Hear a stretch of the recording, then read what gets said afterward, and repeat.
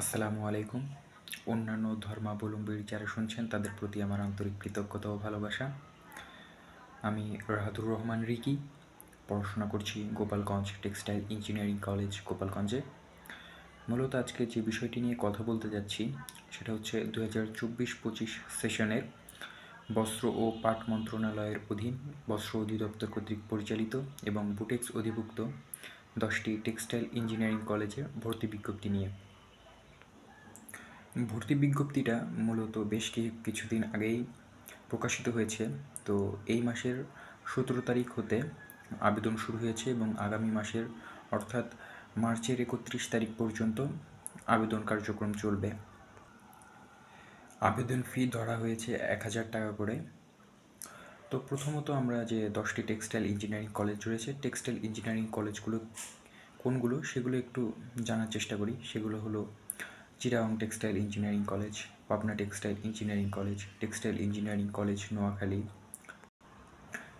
Barishal textile engineering college, Rangpur textile engineering college, Gopalganj textile engineering college, Jhenaidah textile engineering college, Jamalpur textile engineering college, Madaripur textile engineering college, Sylhet textile engineering college.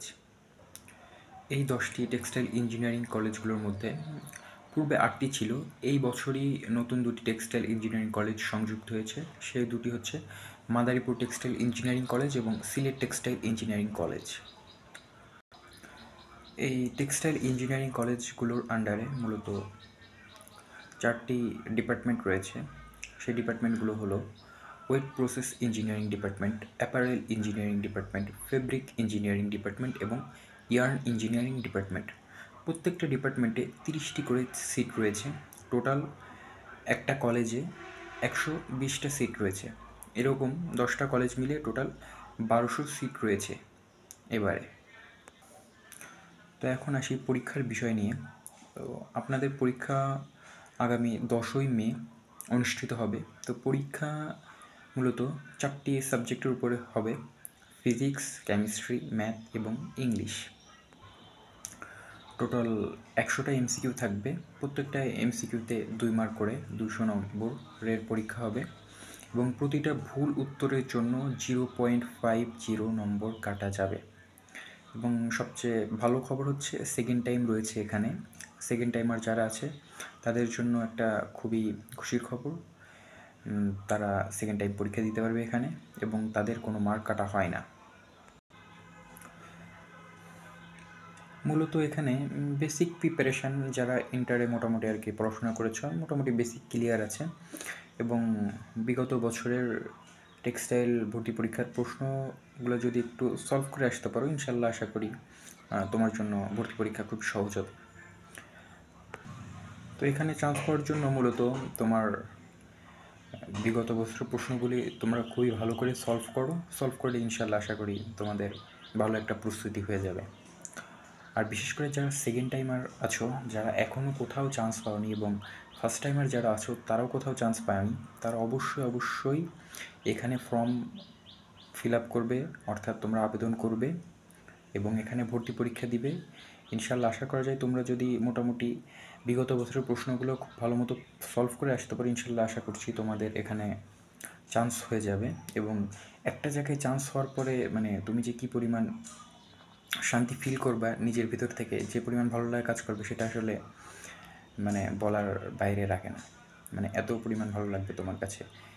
আমি নিজেও second timer ছিলাম, অতএব একজন second টাইমারের যে মানে ব্যথা, কষ্ট, বেদনা যাই বলো, অতএব ইনশাল্লাহ আশা রাখছি তোমরা এখানে আবেদন করো। আবেদন করলে ইনশাল্লাহ চান্স পাওয়ার পরে তোমাদের মনের যত দুঃখ থাকবে কিছুটা হলেও হয়তো বা একটু কমবে। এছাড়াও ফার্স্ট টাইমার যারা আছো, এখনও কোথাও চান্স পাওনি, তারা হয়তো ভাবছো সেকেন্ড টাইম দিব। তো তোমরা সেকেন্ড টাইম দিতে পারো, কোনো সমস্যা নাই। তোমরাও আবেদন করবে এবং আবেদন করে এখানে ভর্তি পরীক্ষা দাও। ইনশাল্লাহ যদি তোমার এখানে চান্স হয় তুমি ভর্তি থাকো, সেকেন্ড টাইম পরীক্ষা দাও, কোনো সমস্যা নাই। কিন্তু একটা জায়গায় ভর্তি থেকে তুমি যখন পরীক্ষার পড়াশোনার প্রিপারেশন নিবা, তোমার মাথা থেকে একটা বিশাল প্রেশার থাকবে না যে আমি কোথাও এখনও চান্স পাই নাই। সবচেয়ে বেশি খারাপ লাগা জিনিসটা কাজ করবে হলো তুমি ফার্স্ট টাইমে কোথাও ভর্তি থাকবে না, তোমার বন্ধুবান্ধব আশেপাশের যারা ফ্রেন্ড সার্কেল ছিল তারা সব জায়গায় ভর্তি হবে, ভর্তি হয়ে বিভিন্ন জায়গায় মনে করো ফেসবুকে স্টোরি দেবে, পোস্ট দেবে, এই জায়গায় আজকে ওই জায়গায়, তোমার সবচেয়ে বেশি খারাপ লাগবে। এই জন্য বলতেছি ফার্স্ট টাইমার যারা আসছো তোমরা আবেদন করো, এখানে একটা সিট কনফার্ম করো, কনফার্ম করার পরে দেখবে কি যে তোমার মানে যাই করো না কেন, সেকেন্ড টাইম প্রিপারেশন নাও বা পরীক্ষা দাও, তোমার জন্য সব কিছু অনেক সহজ হয়ে যাবে। তো আরেকটা বিষয় বলতে চাচ্ছি, সেটা হলো অনেকে আর কি বলবে যে টেক্সটাইল ইঞ্জিনিয়ারিং পড়ে কী হবে, বা অনেক শিক্ষার্থীর মনে প্রশ্ন, ভাই এখানে পড়লে আমি কী করবো বা এটি। তো একটা কথা বলি, তো এই 10টা টেক্সটাইল ইঞ্জিনিয়ারিং কলেজ হলো সরকারি টেক্সটাইল ইঞ্জিনিয়ারিং কলেজ, অর্থাৎ তুমি সরকারের টাকায় পড়াশোনা করবে এখানে। এবং বাংলাদেশের রিজার্ভ বৃদ্ধিতে সবচেয়ে গুরুত্বপূর্ণ ভূমিকা পালন করে হলো টেক্সটাইল সেক্টর। বিশেষ করে বৈদেশিক মুদ্রা অর্জন করতে বা বৈদেশিক আয় বৃদ্ধিতে টেক্সটাইল সেক্টর সবচেয়ে এগিয়ে। কিন্তু আমাদের এই টেক্সটাইল সেক্টরকে আরও উন্নত করতে গেলে বা আরও আপডেট করতে গেলে বা আমাদের মানে সবচেয়ে যে গুরুত্বপূর্ণ বিষয়টা সেটা হলো আমাদের দক্ষ অর্থাৎ স্কিলফুল ইঞ্জিনিয়ার খুবই কম। আমরা খুবই সংকটে আছি দক্ষ ইঞ্জিনিয়ারের। আমাদের এই দক্ষ ইঞ্জিনিয়ার আমাদের বিদেশ থেকে অর্থাৎ দেশের বাইরে থেকে এনে আমাদের গার্মেন্ট সেক্টরে কাজ করাতে হয় এবং তাদেরকে এক রকম বিশাল মোটা অঙ্কের একটা স্যালারি দিতে হয়, যার জন্য আমাদের গার্মেন্টসের যারা ওনার আছে তাদেরও কস্টিংটা অনেক বেড়ে যায়।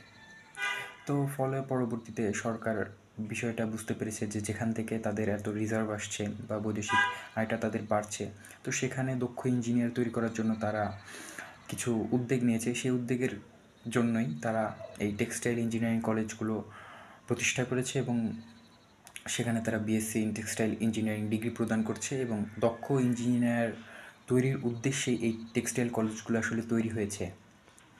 এবং বেশিরভাগ টেক্সটাইল ইঞ্জিনিয়ারিং কলেজগুলোই কিন্তু নতুন। দেখো এই বছরই নতুন 2টা textile engineering college, Madaripur textile engineering college এবং সিলেট টেক্সটাইল ইঞ্জিনিয়ারিং কলেজ সংযুক্ত হয়েছে।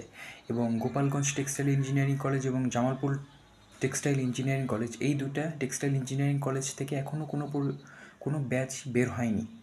অতএব প্রায় অধিকাংশ মানে 10টা টেক্সটাইল ইঞ্জিনিয়ারিং কলেজগুলোর মধ্যে তোমার 2টা টেক্সটাইল ইঞ্জিনিয়ারিং কলেজ এবছর নতুন সংযুক্ত হয়েছে এবং 2টা টেক্সটাইল ইঞ্জিনিয়ারিং কলেজ থেকে এখনও কোনো পর্যন্ত ব্যাচই বের হয়নি। তো সরকার চাচ্ছে যে এই টেক্সটাইল ইঞ্জিনিয়ারিং কলেজ থেকে তারা দক্ষ ইঞ্জিনিয়ার তৈরি করে এই ইঞ্জিনিয়ারগুলোকে তারা বিভিন্ন গার্মেন্টস শিল্পে বা বিভিন্ন দেশের বৈদেশিক মুদ্রা অর্জন করতে তাদেরকে ভূমিকা রাখতে, যাতে দেশে এই টেক্সটাইল ইঞ্জিনিয়ারিংগুলো ভালো কিছু করতে পারে দেশের জন্য এবং পরবর্তীতে দেশ যাতে আরও অনেক উচ্চতর শিখরে পৌঁছে যেতে পারে। পরিশেষে আরেকটি কথা বলতে চাই, সেটা হচ্ছে আমাদের এক স্যার আছে যিনি আর কি বলেন, একটা গল্প বলেছিলেন আমাদেরকে। তো তার এক স্টুডেন্ট ছিল, তিনি ডিপ্লোমা ইন টেক্সটাইল ইঞ্জিনিয়ারিং করেছিলেন। তো তিনি ডিপ্লোমা ইন টেক্সটাইল ইঞ্জিনিয়ারিং করে এখন তিনি একটা গার্মেন্টসে আছেন, তিনি একটা ভালো একটা পদে আছেন। তো তার এখন মাসিক ইনকাম প্রায় 4 থেকে 5 লক্ষ টাকার মতো। তো স্যার বললো কি যে সে যদি আমার ওই স্টুডেন্ট যদি ডিপ্লোমা ইন টেক্সটাইল ইঞ্জিনিয়ারিং করে এত বড় কিছু করতে পারে, তা তোমরা তো বিএসসি ইন টেক্সটাইল ইঞ্জিনিয়ারিং পড়তেছো, তো তোমরা তো ইনশাল্লাহ চাইলে আরও অনেক বড় কিছু করবা। তো এতটুকুই আজকে বলার ছিল। তো ভর্তি সম্পর্কিত যে কোনো প্রশ্ন বা অন্যান্য পড়াশোনার বিষয় সম্পর্ক যে কোনো ধরনের প্রশ্ন থাকলে পারে অবশ্যই যোগাযোগ করতে পারো। ভিডিও ডিসক্রিপশানে আমার হোয়াটসঅ্যাপ নাম্বার দেওয়া থাকবে, অবশ্যই যোগাযোগ করতে পারো। তো এতটুকুই ছিল, ধন্যবাদ সকলকে। আসসালামু আলাইকুম। এবং অন্যান্য ধর্মাবলম্বী যারা এতক্ষণ শুনছিলেন তাদের প্রতি আমার আন্তরিক কৃতজ্ঞতা ও ভালোবাসা।